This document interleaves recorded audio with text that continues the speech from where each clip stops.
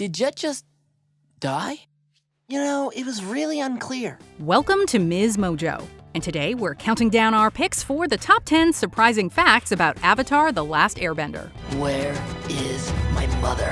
The Laogai system parallels the Nazi forced labor system. It's crazy how devoted people are to, like, Aang's gonna hook up with Katara, and no, Katara's gonna hook up with Zuko. For this list, we're looking at interesting trivia regarding the production and impact of this animated series.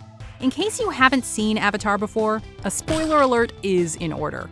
Are there any fun facts we missed? Let us know in the comments. Number 10. It set a Netflix record. Will you go penguin sledding with me?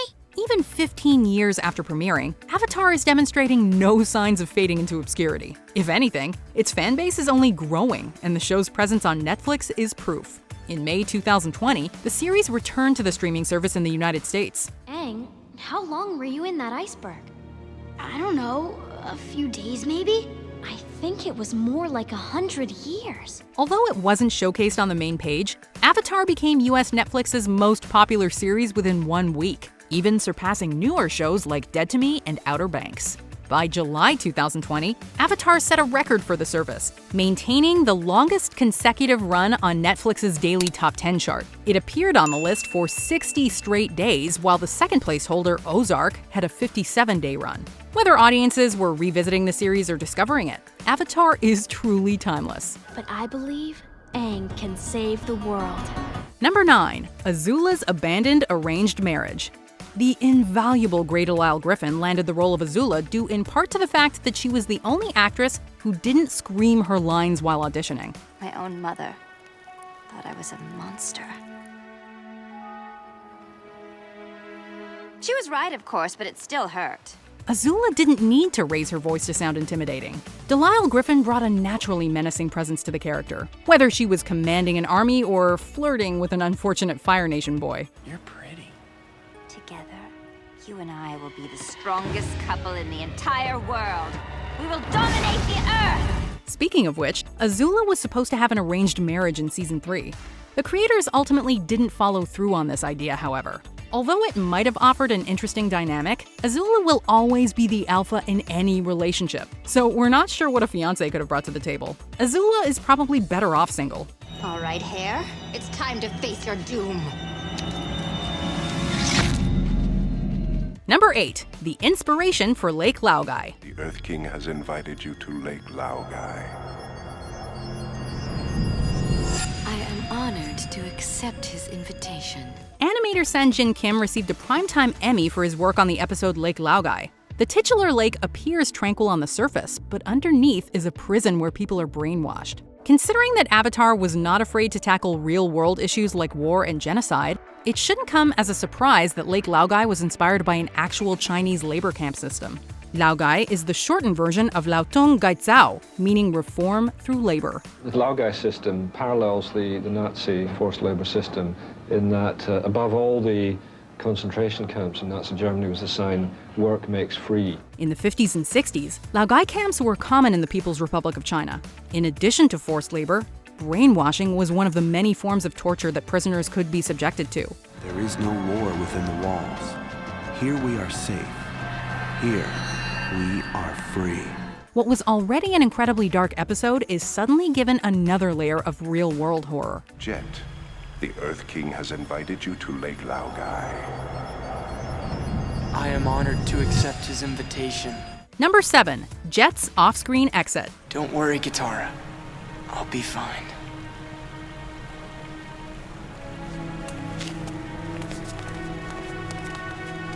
He's lying.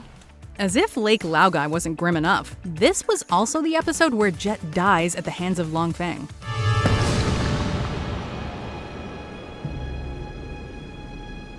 Of course, Jet's demise isn't made immediately clear to the audience. When we last see Jet alive, he's in critical condition, and it's strongly implied that this is the end for him.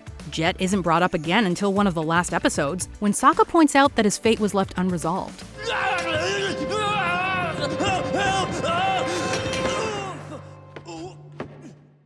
Did Jet just die? You know, it was really unclear. According to the creators, Nickelodeon was against showing a kid die on screen. They weren't even allowed to confirm Jet's death later in the show's run.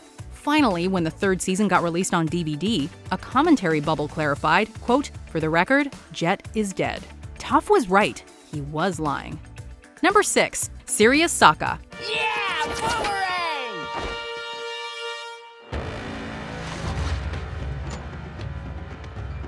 Aww! Boomerang! Sometimes a performer can reshape a character's identity. SOKKA provided much of the show's comedic relief, but he was conceived as a far more serious figure.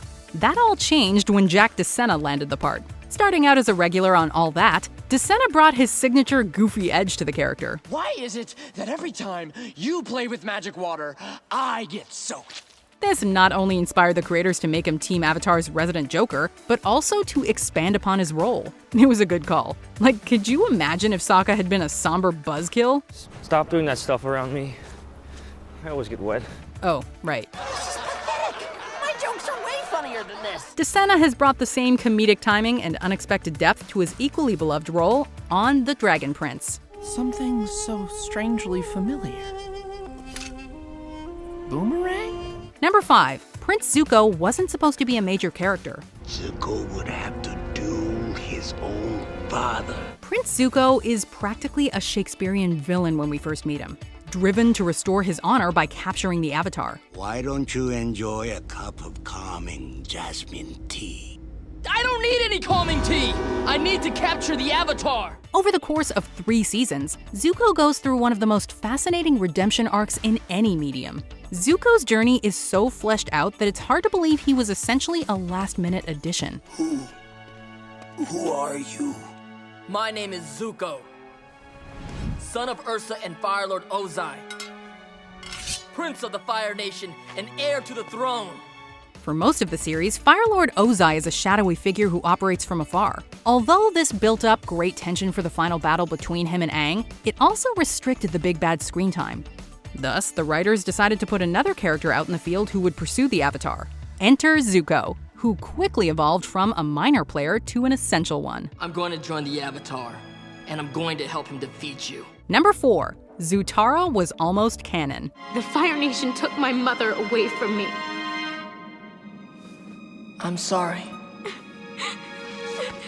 That's something we have in common. Team Zutara or Team Katang? It's crazy how devoted people are to, like, Aang's gonna hook up with Katara, and no, Katara's gonna hook up with Zuko. These two ships inspired many debates among Avatar fans, but the series ultimately closes out with Aang and Katara sharing a kiss. Zutara shippers almost had it their way, however. The idea of getting Zuko and Katara together was apparently seriously considered by the show's writers. An attraction seemed to be hinted at during Season 2 when Katara offered to heal Zuko's scar in the Crystal Catacombs. I don't know if it would work, but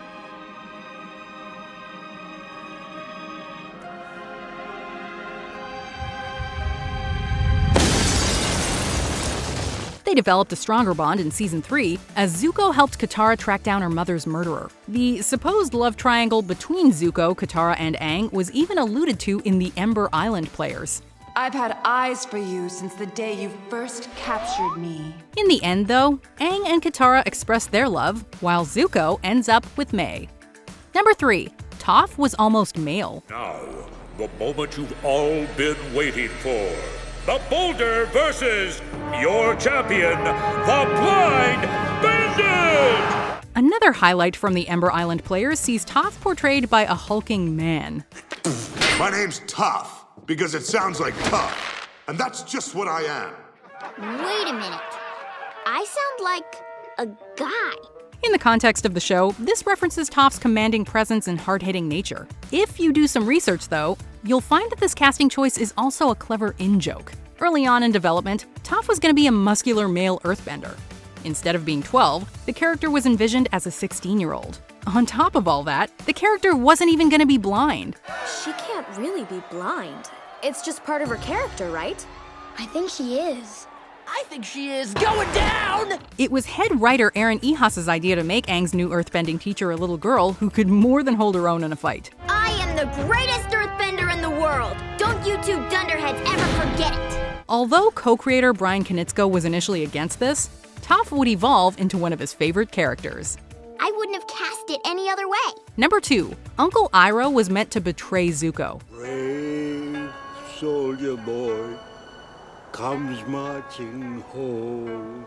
Following the passing of actor Mako, Greg Baldwin inherited the role of Uncle Iroh for Season 3. When Samurai Jack returned for its final season, Baldwin would also voice Aku, another role originated by Mako. Oh, that was the old Aku. This is the new Aku. Iroh and Aku are very different characters, one being a source of wisdom and the other being evil incarnate.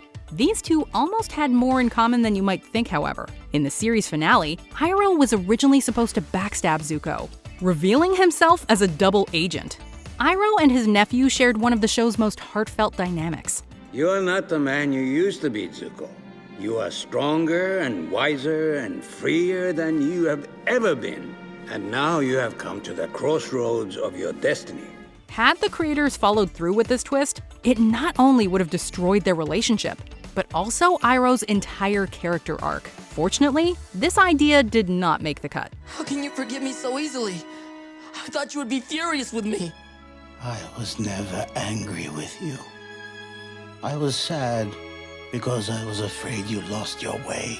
Before we unveil our top pick, here are some honorable mentions. The Cabbage Merchant was intended to be a one-off character. His misfortune became arguably the show's best running gag. Security! My cabbages! Co-creator Michael Dante DiMartino is a Family Guy alumnus. He left that show to pursue Avatar. Wow, Lois, you haven't aged a bit. Thank you. This 12-pack of fungicide is for my daughter, Meg. Commander Zhao was based on his voice actor, Jason Isaacs. His role in The Patriot helped inspire the character. You know, it's an ugly business, doing one's duty. But just occasionally, it's a real pleasure. A documentary inspired the series. Thank you, Ernest Shackleton. I've been watching documentaries about Shackleton's crazy Antarctic expedition and ship getting caught in the ice and all these guys surviving against all odds. There was an unaired pilot. It was first made available on DVD. Kai, we don't have time for this. Keep it up. Hey, quit playing around. I said keep it up. Before we continue, be sure to subscribe to our channel and ring the bell to get notified about our latest videos. You have the option to be notified for occasional videos or all of them. If you're on your phone, make sure you go into your settings and switch on notifications. Number 1. Why we didn't get a Season 4. Why are you really here? Because you're going to tell me something. Where is my mother? DiMartino and Konietzko decided early on to limit the series to 3 seasons. While Konietzko reportedly claims this was always the plan, Ihas tells a different tale. According to Ihas, the writers briefly considered doing a 4th season of Avatar that would have provided a redemption story for Azula. Ihas claims the idea was scrapped as the M. Night Shyamalan movie moved forward. Ironically, Shyamalan was apparently in favor of a 4th season, while the creators pushed for the live-action movie to be made. I don't think that's a good idea. Although we never got Season 4, Aang's story would continue in the comics, while the Avatar legacy lived on in The Legend of Korra. I'm the Avatar! You gotta deal with it! We're even getting a live-action Netflix series with the original creators. Oh, right. Scratch that last part.